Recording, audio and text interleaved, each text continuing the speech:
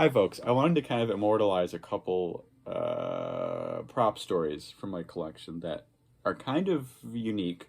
They came up a few days ago, and it's been on my mind lately. And they're from television, or at least they have links to television, and not necessarily Star Wars. Like that's one other unique thing about this. I'm kind of, I don't know. It's my purview, my thing. Old Star Wars props, with engineers that decided to help design set props and weapons and stuff. That kind of industrial science fiction has always been like it has a special place in my heart. But I've accidentally ended up with a couple things from linked to a television. Um, One of them is kind of a funny accident. I was watching Star Trek Enterprise the other day. It's actually funny. There's some channel that was like there's a lot of free channels on digital TV like with an aerial, and one of them is like a really hardcore sounding station for some reason, but they had a whole bunch of Star Trek episodes from different eras, like the original, Next Generation, and Enterprise came on, and the episode was called "The Fallen Hero," and the crew was transporting a Vulcan who was like fleeing her homeworld, something like that. Anyways, other Vulcans were after her, so they boarded the ship, and they all came on with their guns drawn, gotta show their force or whatever. And of course, it's Star Trek, so everything is super like, how do I put it? Not organic necessarily, but like scientifically modern, the way the props and sets are designed. So the blaster pistols were kind of like, they looked like new weird tech. But they all had a silver, looked like metal, barrel shroud on them. Like the top of the barrel had this big metal tube on it. And you know what it looked like? It looked like Qui-Gon Jinn's lightsaber. And I said, hold on. Maybe this is just a coincidence. And then I remembered a conversation I had a long time ago, maybe multiple years ago. An acquaintance of mine was selling off some of his collection that included prototype parts from Master Replicas. There was that company that made very fancy, very expensive copies of like lightsabers and blasters and Star Trek stuff and movie. So it was all very shiny, came in like a glass case. It was an expensive collectible for the consumer to buy. So someone had to like design them, have them manufactured, and then sell them to like in stores and stuff. So doing Qui-Gon Jinn's lightsaber, they made prototype parts which came out too small. And that is what this is. This is the shroud from Qui-Gon Jinn's lightsaber. Right, there's the hook right here. Let's see if I put it against my neck. I'm pretty white, so this helps. But, then there's the bottom. The red button would be here. The emitter would be here. So this shroud was one of their prototypes for Master Replicas, and they came out too small. When you put the saber together, it's actually like this big. So they were like, crap, okay, son of a bitch, I'm left with a bunch of stupid tubes. And this person also, I think, ended up working on a bunch of television and film. And during Star Trek Enterprise, he said during a Star Trek episode, we used some of the Master Replica pieces for props and stuff like that. So they at least, because they were cool looking machined parts, and they need to get used.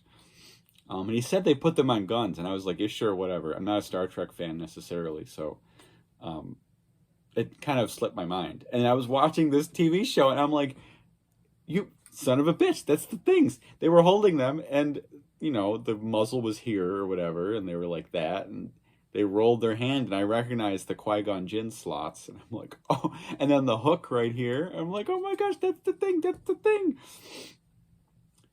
Fallen Hero is the episode, and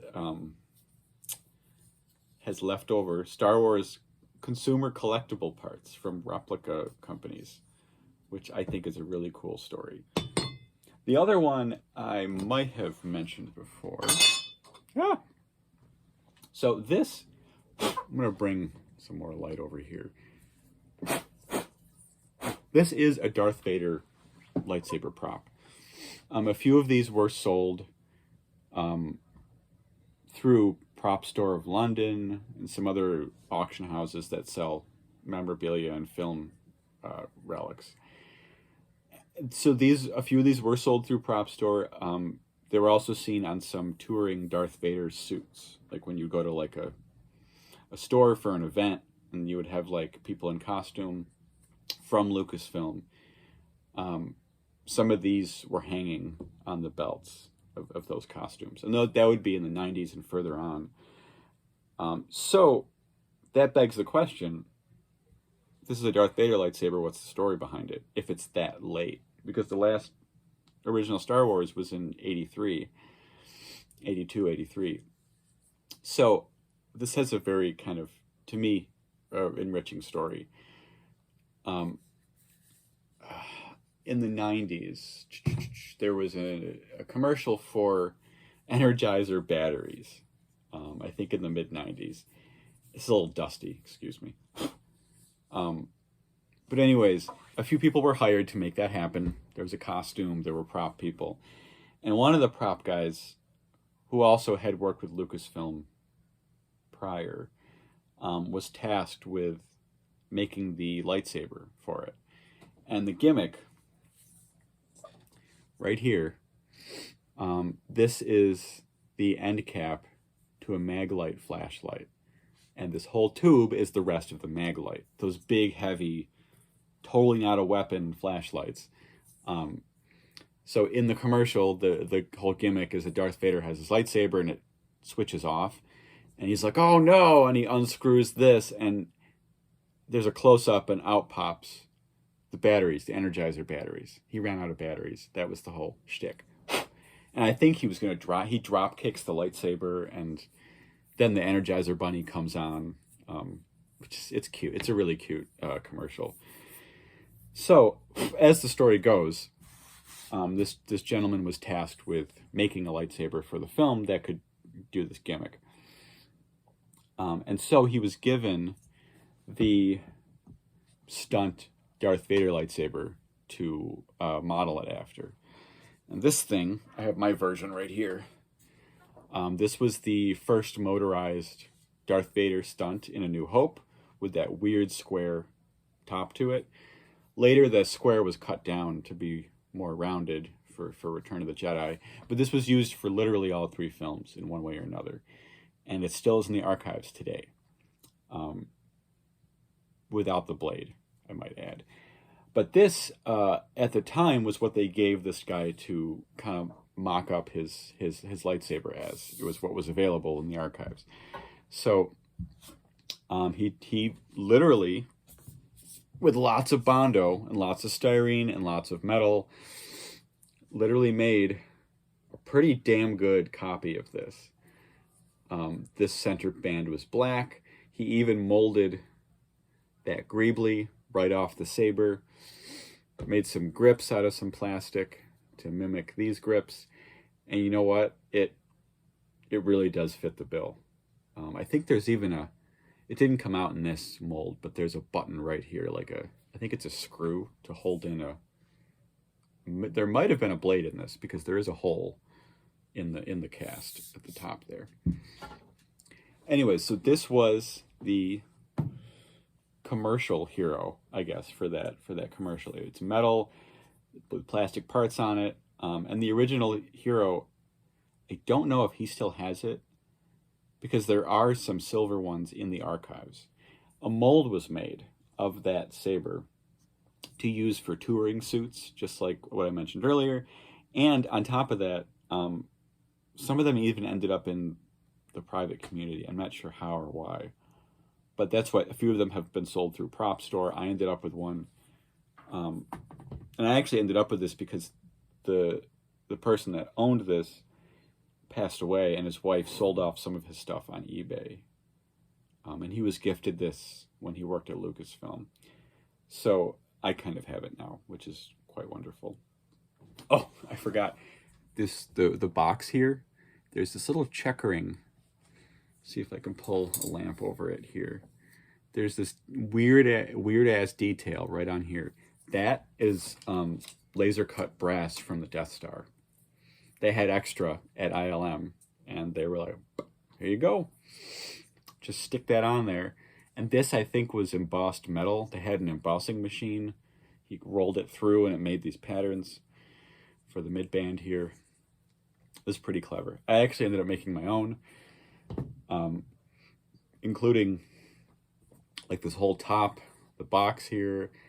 I literally made styrene and metal masters of all these parts, molded them so I would get one solid piece, and put them on a Maglite. It was quite the project. But I wanted to walk in his footsteps when he made this. So we call it naturally the Energizer Saber of all things, which is pretty cool. It's got a special place in my collection, and technically it's TV history. I mean, it's linked to Star Wars. Obviously, it has origins from Lucasfilm in a way. He even told me last time I talked to him, he made like cardboard and foil tape copies of this for Darth Vader to drop kick, apparently, towards the end. Oh yeah, and they did have the Barbican on set. We call it the Barbican because one of the first places we got to take pictures of it in public was in France at a museum. But this Darth Vader stunt, I think it was on set for the commercial, like as a bladed version. So maybe they didn't put a blade in this one. I don't know. The floor was very shiny, like acrylic or something. So they didn't want a resin version or a metal version to scratch up the floor. So that's why he had to make the cardboard ones. And yeah, he did say that this was on set with a stick in it for a bladed version. I don't know if they ended up using it or if they ended up using this because there is a mounting hole right there. Who knows? Who knows? And you know, maybe he put a hole here because there was a hole in this one for the blade tang. Who knows? But one thing I love about this, you can literally see a bunch of like lines on here. The D-ring. Well, I broke a lamp. The D-ring thing here, you can see 2 layers because he stacked 2 pieces of styrene here for this. You can even see these seam lines around the rim of this because he took multiple layers and wrapped them around to make a thicker ring around the top of this here. I've been looking at this for years, and there's all these little details that I've noticed. You can literally see where he molded it, where the seam line is for the mold itself of the entire thing after it was made. It's pretty great. And yeah, and the Maglite end cap for the flashlight still has all the detail that you would expect. And the pour spout. And bubbles. See, even on real film casts, it's a real thing. Anyways, those are a couple TV film stories for you that are sitting around. I'm gonna try to fix this lamp. I'll talk to you soon.